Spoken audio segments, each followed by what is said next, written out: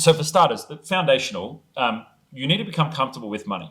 You need to become comfortable holding money and holding wealth, and that's probably one of the things that's pretty common for us to get stuck on and to get hung up on.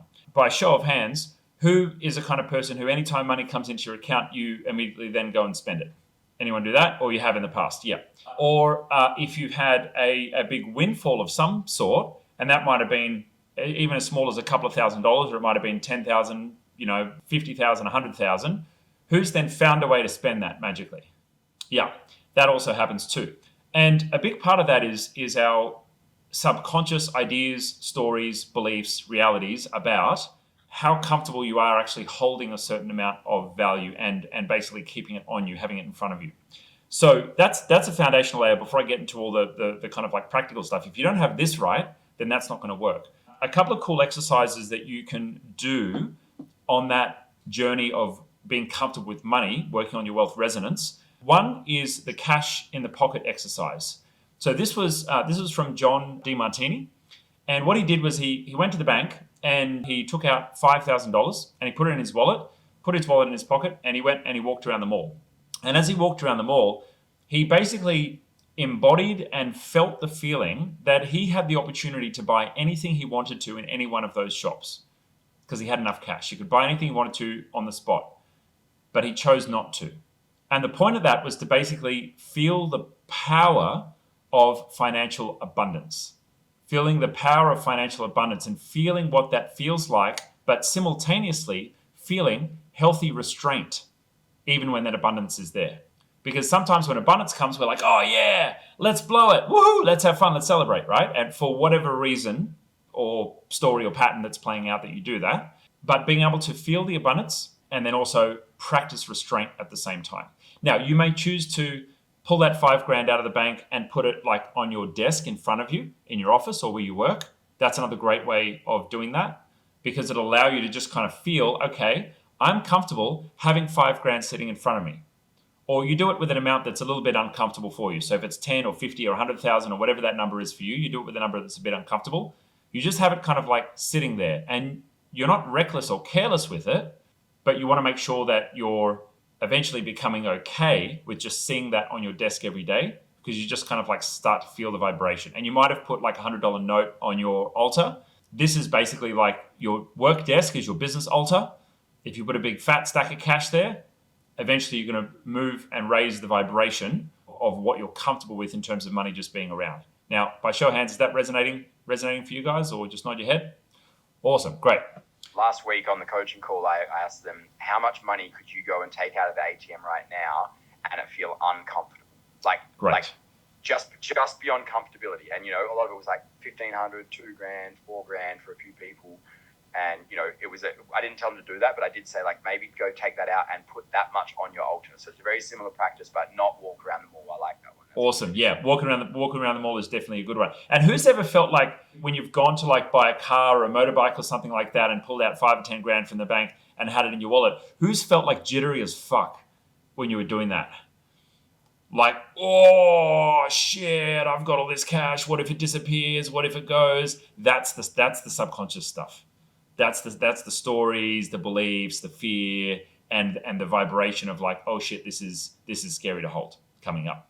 So that's the feeling. So the next one is, and this is one that I did with Tyron because I like to push his buttons and do things for fun, is while you're in the mall and you've got the 5,000 or the 10,000 sitting in your pocket, go to a luxury store of your choosing. Doesn't matter what it is, whether it's watches, whether it's Gucci, any of those high-end luxury stores. Rolex are a bit of a pain in the ass. They don't really let you try stuff on. So go to like Tag Heuer and Omega and the other brands. They're just as expensive. Don't worry. They're just not as fucking pretentious as Rolex. And go and ask to try on some watches. And they'll be very happy to oblige. They'll, put a bunch of different watches on your arm. Most watch shops will have like something nice there, like a $40,000 or $50,000 watch. Look for the gold ones and go through that exercise. Now, even with me sharing this with you, and the first time I did it with Tyron, he was like, oh, this is not me. Other people buy watches like this. That's the story, right? Other people shop in shops like this. Other people shop at Gucci. Other people shop at... puckering. Yeah. Great. and notice that story about that's what other people do. And again, it's going to feel weird. It's going to feel uncomfortable. Your stomach now might even be feeling a bit like gross or churny, or you might even like have some excuses coming up of like why you can't. Oh no, there's none of those stores near me, or I can't do that, or or when I'm there, no, I don't have time. Just look out for the sabotage patterns that'll potentially stop you from doing it. But my recommendation is go and do that like 3 or 5 times. Don't do it just once. It's not actually enough for it to happen. Go and do it 3 or 5 times, and eventually it starts to become normal. And if you want bonus points, buy like the cheapest thing that you can find in Gucci or Hermes or Louis Vuitton. You'll probably get something for like $500 or less, like a necklace or a bracelet or something very small. But just buy something from there and feel the experience. You get nice packaging. Actually, you can get a money clip from Coach for like $150. Go and buy something like that and just feel the experience of shopping. Very nice. Of shopping for luxury brands, because you're going to feel how people are treated there, and all of a sudden you become someone who has bought from those stores. And whatever object you bought is probably going to feel really weird. It's going to feel really foreign for a point in time, right? I bought this Bally wallet. It's like a $400 leather wallet, right?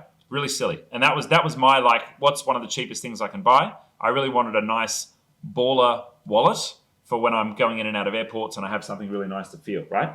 And for a long time, it actually felt it felt foreign.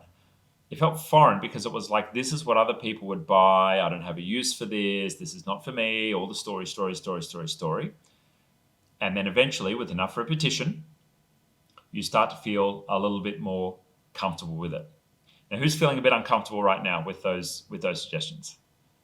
Great. Awesome. Thank you for the honesty, guys. Appreciate it. It is tough. It feels uncomfortable to go and do it. It's just like fitness. Like, I'm not a runner. I go for a run. I'm not a runner. I'm going to go for another run. And eventually you become a runner through the series of actions. It's no different. It's just your relationship to the situation is different. Yeah, absolutely. So done both of those. You've gone into those. Shops. You've got the items, and you're starting to like feel it. So I'm going to tell you how the story ends. I'm going to spoil it for you, and I'm sorry, guys. But those luxury brands, Gucci, Fendi, Louis Vuitton, they are how middle-class people feel rich. They're not how the actual wealthy shop. So I wouldn't necessarily aspire to, shopping there on a day-to-day basis, because if you want real wealth, Bill Gates is not, buying flashy Rolexes to show off to his mates, or, shopping at Gucci because he can. That level of true real wealth is not actually associated with external brands. This is more, those brands are for people who want to show that they're wealthy. And so go and do the experience, because you've probably got stories about it. But after me having done this a couple of years ago, and now being at the point where I can go in and buy anything I want from any of those shops, like, it just feels dumb. It would feel dumb to, like, I'm bored of that experience, which is a great place to be, because for me, I've gone through the upgrade of integrating that. I'm comfortable with it. I'm comfortable not being around it, but it no longer holds any tension for me. And I no longer have an identity that I'm pushing up against, which is going to stop me from actually doing it on a subconscious level.